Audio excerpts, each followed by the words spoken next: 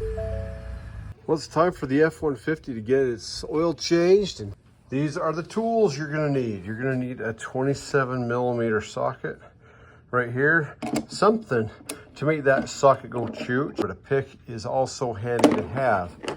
If I remember right, you also possibly need a 10mm socket.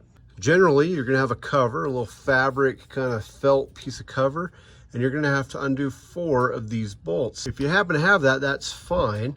And all you gotta do is you take out 3 of these, you leave 1, and then you rotate the little cowling, I don't know what you call that thing, the stupid cover that gets in the way of everything.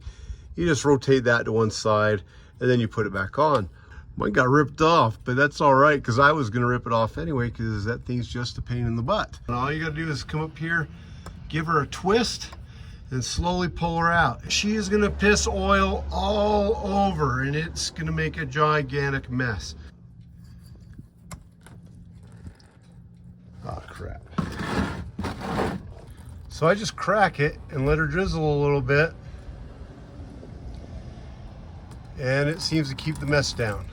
This is where this 27mm socket comes in handy.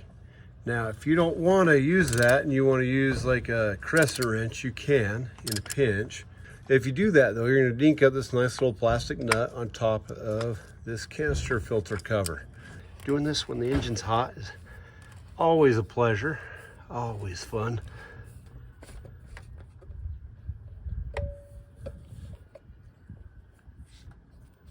So it's always important to only use Ford Motorcraft. Bull crap. The truth is they only had 2 of these in the store and I wanted to have an extra one, so I got 1 of each.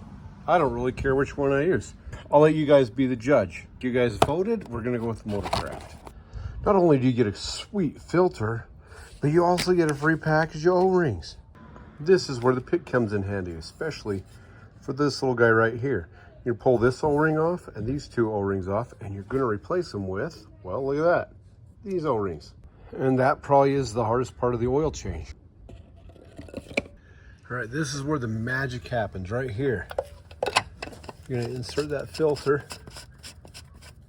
Now me, I always use a torque wrench on this thing because, well, I think it's really important to always use the right tools. Pro tip right here, before you pour the oil into the engine, make sure you got your drain plug in. You're gonna put the oil plug in miraculously just the opposite way you took the thing out. 6 quarts of oil. All right. And for a little treat, dropped in 3 bottles of Techron. I'll fill this up in the morning. This does have a 36-gallon gas tank, so these smaller bottles don't go quite as far in this here pick-em-up truck. The old K&N is still chooching good, so I'm good there. And I don't do this very often because I really don't care about how clean the air is in the cabin of my truck, but we're gonna change out this. I'd say oil change altogether can be done in 10 minutes or less on this thing.